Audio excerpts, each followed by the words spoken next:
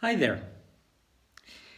Yesterday we talked about how a lady named Hannah was really wishing that she and her husband had had a child to be part of their family. And she was so upset about it, she was crying one time, and an older man whose name was Eli, who was somebody who helped people learn about God, offered to pray for her and how it helped her. And this is the story of what happened after that. It says this: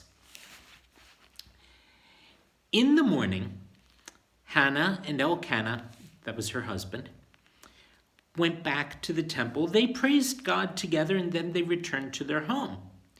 And God heard Hannah's prayers. The next year, something very wonderful happened. Because of Hannah's faith, God answered her prayers and gave her a baby boy. And Hannah was not sad anymore. This I like. They even named the baby Samuel, which means I asked God for him. Do you know names? Well, here's a picture to begin with. There we go. She looks happy. He looks happy. Babies aren't always happy, and sometimes parents are tired, but they're still happy together. What I was going to say was gave him the name Samuel, which in their language meant I asked God for him. And names have meaning sometimes. There are some names that we know. Girls especially have names that are clear. Maybe they're named after a flower. Daisy or Rose or Hyacinth.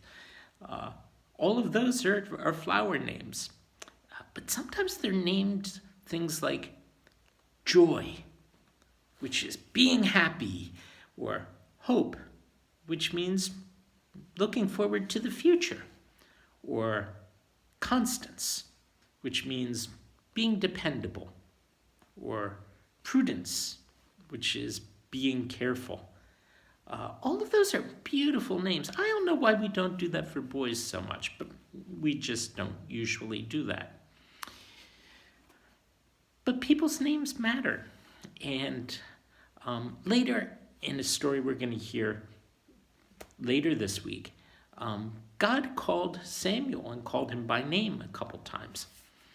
And so from the very beginning, when they gave him a name, they were recognizing that God was part of his life and he was a gift from God. Carrying on, even though Hannah and Elkanah loved their son very much, Hannah didn't forget her promise. She knew that when Samuel was old enough, she would take him to stay with Eli.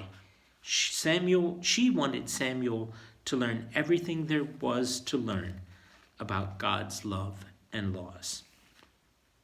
And so God had kept his promises to her, and she wanted to be sure that she kept her promises to God. And that's a very important thing to do. We don't always do that, but we do our best. We try. But God always keeps his promises to us. And God helps us sometimes when there are things we can't do that we wish we could. And he helps us to do them. Maybe that's what the names like hope and constance really are all about. The Bible says, Samuel grew strong and healthy. He made Hannah very happy. And Hannah knew eventually it was time to keep her promise. She packed Samuel's things, and she also packed some gifts for Eli the priest.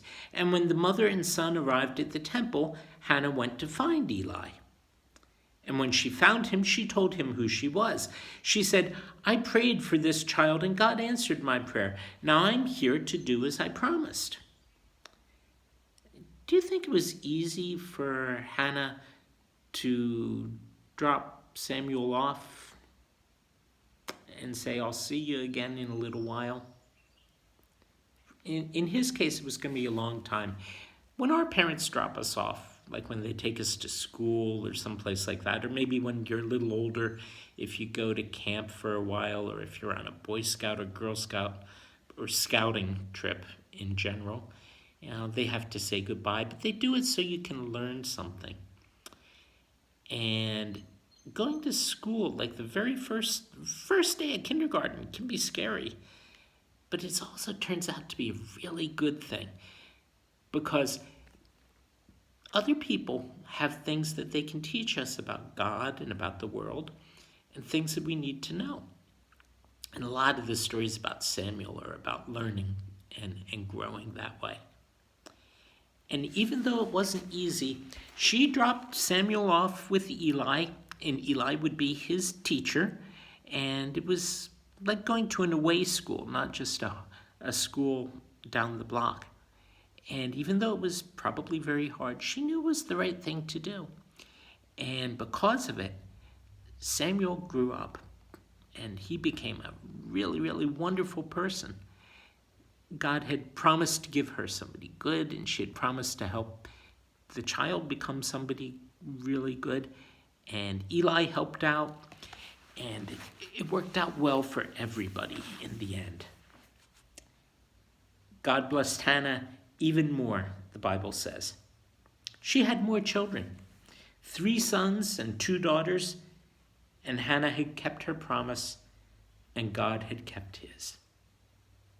And that's a wonderful thing. So guys, thank you for being with me tonight. And I'll see you tomorrow.